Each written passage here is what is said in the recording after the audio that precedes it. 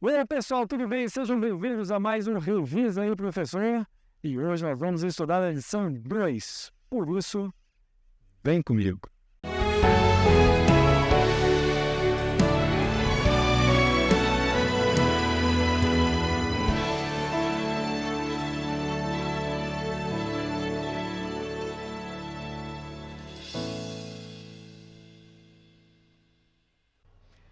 A lição 2 ela vai falar sobre a introdução da carta aos Efésios.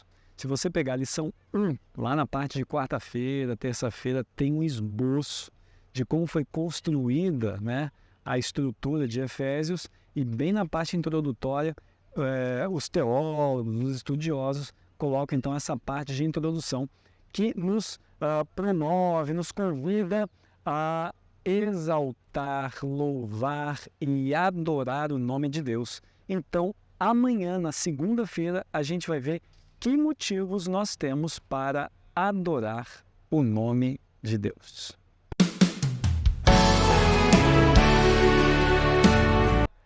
E é isso aí, pessoal. Na lição de domingo, nós já vamos estudar sobre os motivos pelos quais nós devemos adorar, louvar, orar a Deus. São dois temas básicos. Um tem a ver com a escolha de Deus e o outro tem a ver com as regiões celestiais. Isso está na pergunta de domingo. A parte inicial, querido professor, você pode trabalhar com seus alunos com relação à famosa predestinação. Algumas religiões dizem que Deus os predestinou, uns para a salvação e outros para a perdição. Mas a carta aos Efésios, ela dá ênfase, não apenas no capítulo 1, dos versos 3 a 14, mas também no capítulo 5, no capítulo 1, no verso 5, 1 no verso 6, quando percebemos metáforas e princípios diretos de que Deus fez de tudo para nos salvar. Dando, então, a nós as pistas necessárias de que Deus nos predestinou, não foi para a morte, foi para a salvação. Infelizmente, alguns teólogos dizem que alguns foram predestinados para a salvação. Mas a Bíblia é clara, Deus predestinou a todos, porque Cristo morreu por todos.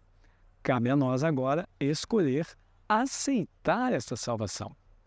Caso você aceite essa salvação, a lição continua falando sobre as regiões celestes. Aqui na pergunta, vai trabalhar com o capítulo 1, verso 3, 20, capítulo 2, 3, capítulo 6, o lugar habitado por Deus, o local dos poderes celestiais, é como se fosse, legislativo, executivo, judiciário, mais ou menos isso, e o local onde Cristo é exaltado à direita de Deus. Aqui é uma linguagem mais monárquica do que democrática, porque aqui a figura do príncipe herdeiro, ele tem um nível de importância tal qual o rei. Então, Cristo está assentado à direita do Pai, dando a impressão que a importância é a mesma, o reino é o mesmo. Então, a lição de domingo, ela vai explorar a ideia da predestinação para a salvação e o lugar onde nós iremos morar, pelo menos durante os 1000 anos, as regiões celestes.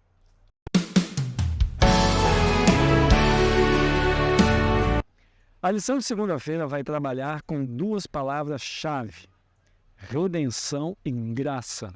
Mas a ideia é trabalhar com a redenção, porque pela graça de Deus, ele nos liberta. A palavra em grego que o autor trabalhou aqui é apolutroses, que tem a ver com a compra de um escravo, ou seja, você está pagando a liberdade de um escravo. Então, a ideia da Bíblia, ao falar sobre redenção, é a ideia de que Jesus, ao vir aqui, ele está pagando pela nossa liberdade. Esse é um perdão, uma graça que recai sobre cada um de nós. Essa liberdade, ela tem um preço, porque o pagamento não é em dinheiro, o pagamento é o sangue. A gente fala, o sangue de Jesus me libertou. Essa é a moeda. Por isso que nós falamos que é uma graça, porque ninguém tem o sangue de Jesus. Por isso ele tinha que vir aqui. Parece um pouco simbólico, mas pelo fato de ele ter vindo realmente e encarnado como hoje nós entendemos que esse é um preço altíssimo. Essa não é uma graça barata. Uma outra noção que eu queria deixar bem claro para vocês é que Deus ele não pagou essa liberdade para o diabo. Deus não deve nada para o diabo. Nós achamos que Deus estava correndo atrás do prejuízo como se estivesse se humilhando para o diabo. Deus não deve nada para o diabo. Deus veio simplesmente cumprir a sua palavra. É como se fosse um combinado. Ele não falou para Adão e Eva, se vocês pecarem, vocês vão morrer. Então, Deus ficou com tanto amor, tanta pena do ser humano, que ele falou assim, ao invés de vocês morrerem, eu vou mandar Jesus, ele vai morrer. Ou seja, ele cumpriu a palavra dele. Ele não deve nada. Ele não tinha explicações a dar para Satanás. Então tá aí. As palavras que nós vamos trabalhar na lição de segunda são redenção e perdão.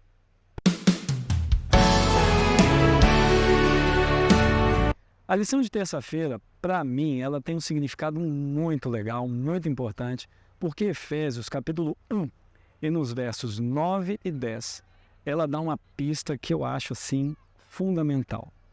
Por quê? Algumas pessoas, às vezes, quando nós visitamos as igrejas, eles perguntam assim, pastor, como é que nós podemos dar estudos bíblicos? E aí eles querem respostas técnicas, né? Você primeiro tem que ler, fazer um esboço, ver a estrutura do livro, que tipo de linguagem.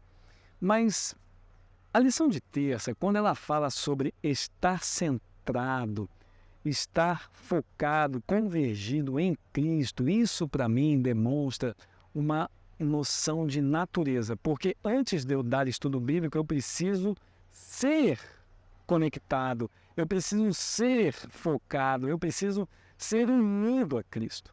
Então a lição de terça-feira ela vai discutir o plano da plenitude dos tempos.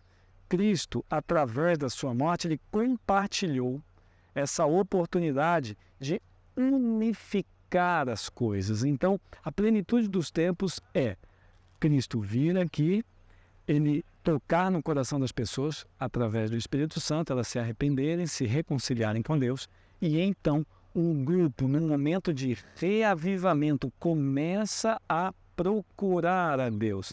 E aqui entra o papel da igreja. Porque no livro de Efésios, a igreja tem um papel fundamental, orgânico, para receber a união de todas essas pessoas. Então, a lição de terça-feira, ela precisa nos ensinar a ideia de que eu sou ligado e focado em Cristo.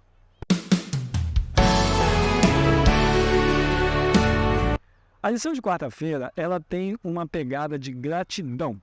Mas antes, eu queria dizer para você o seguinte. A lição de quarta-feira, ela carrega um pouquinho de hebraísmo, a cultura judaica. Por quê? Porque na liturgia de um culto, normalmente você está numa sinagoga, você está ali louvando a Deus e você tem um programinha, de louvor. Então as pessoas têm um programinha e está lá. Bendito seja o Senhor nosso Deus, bendito seja o Deus de nossos pais, Abraão, Isaque e Jacó. Existem muitas passagens onde o homem abençoa a Deus. Bendito seja Deus. Na lição de quarta-feira, esse hebraísmo de bendito seja Deus tem um motivo. O motivo é que Deus nos dá uma herança. Então, bendito seja Deus que nos deu uma herança. Que herança? Bom, qual que é a herança como resultado da morte? É a morte? Não. Esse é o segredo. Quando Cristo veio para cá, ele nos deu vida. Então, ao invés de recebermos a morte, nós dizemos, bendito seja o Senhor nosso Deus, que nos deu a vida. Então, a lição de quarta-feira, ela nos dá motivos para vivermos louvando o nome de Deus, porque nós ganhamos a vida como uma herança.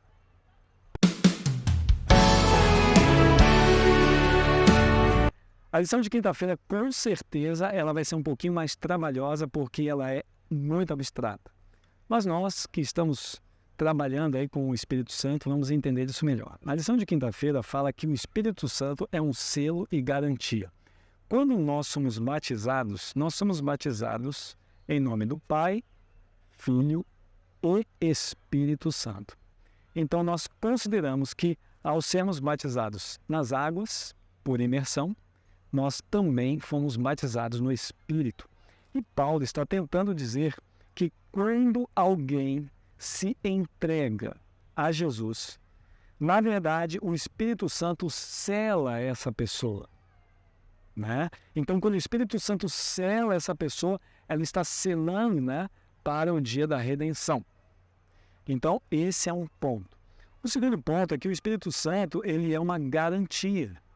Porque como Jesus disse, olha, eu vou ao Pai, mas vou deixar um outro Consolador, a garantia não é para nós. A garantia é para Deus. Então, quando Deus olha para nós, seres humanos, ele vê o que entre nós? O Espírito. Por isso que fica um pouco mais fácil entender que Jesus é o mediador entre Deus e os homens. E entre os homens está o Espírito, que nos toca o coração, que nos convence do pecado, da justiça e do juízo e nos dirige ao sacrifício de Cristo, a todo esse esforço, a essa herança de vida que Ele nos deu. Então, a lição de quinta-feira vai tratar sobre a imagem do Espírito nos selando ao aceitar a Cristo como nosso Senhor e Salvador. Não é só Salvador, hein? Senhor e Salvador. Ele é uma garantia para a nossa redenção.